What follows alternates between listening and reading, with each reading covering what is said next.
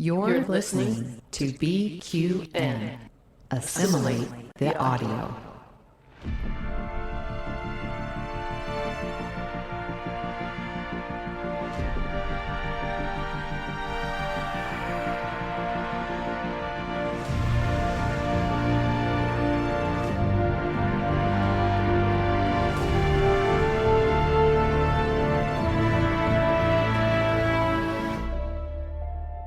Good morning, I'm Chrissie De Clerck-Szilagyi. And I'm Jason Szilagyi with today's Caffeinated History with the Szilagyis on the BQN Podcast Collective. Before we jump into our topic for the day, we'd like to take a moment to thank our BQN Patreon patrons who make our show possible. Listeners, you can hear your name listed here as one of our associate producers with a monthly subscription of just $10 at patreon.com/BQN. And with a monthly Patreon subscription of $5 or more, you can join our meetings of the Hive Mind on the second Saturday of each month. Watch your Patreon messages for details.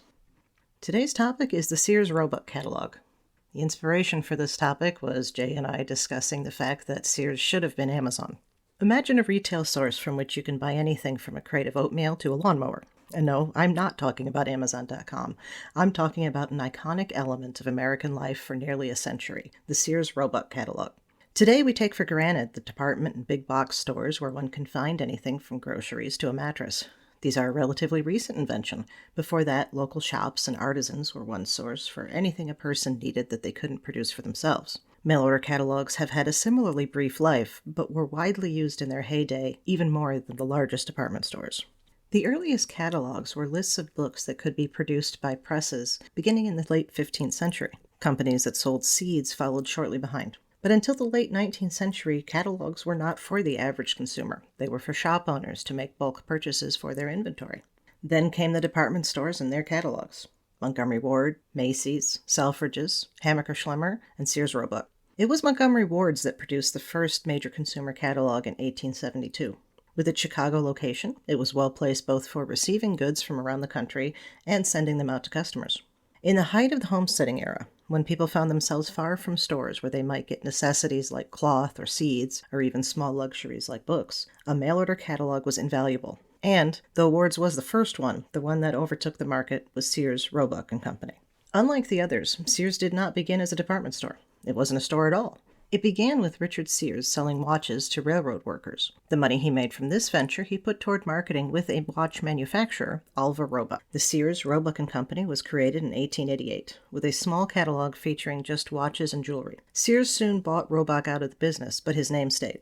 Soon the catalog offered more, like tools, then furniture, farm equipment, toys, firearms, even eyeglasses. And by the turn of the century, it was a rare household in the United States that did not have a Sears big book catalog. In the early years, Sears himself wrote all of the ad copy, but by 1896, when they had started publishing 3 catalogs each year, he cut back to just a message to the customers, but it was printed in his own handwriting. That same year, the catalog went from being free to costing 25 cents. Despite Sears' concerns, this charge did not hurt the catalog's popularity, though he did mitigate it by offering a 25-cent credit on orders of $10 or more. Soon it became known as a source for pretty well everything. One could even purchase an automobile or a kit to build a house. That's right, a kit, not just the blueprints, but the actual materials, and they didn't require specialized knowledge and could be built by the consumer with the help of friends and family.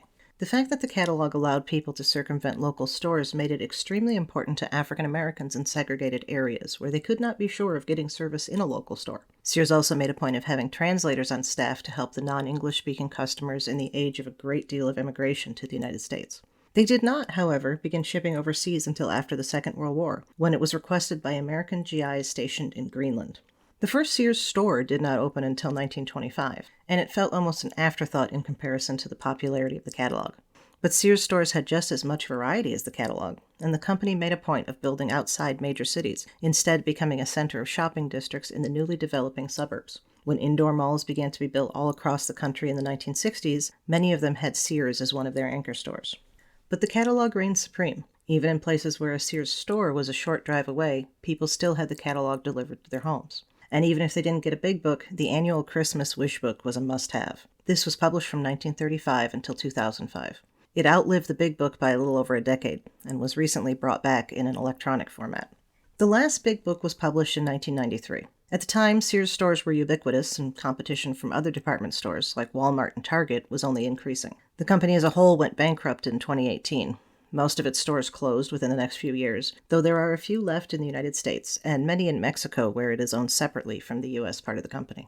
It closed in part because of the shift away from purchasing things in stores to purchasing them via mail order on the internet. The great irony is that the company that did the most to solidify that shift in American purchasing habits has essentially taken on the role that the Sears Roebuck catalog once held.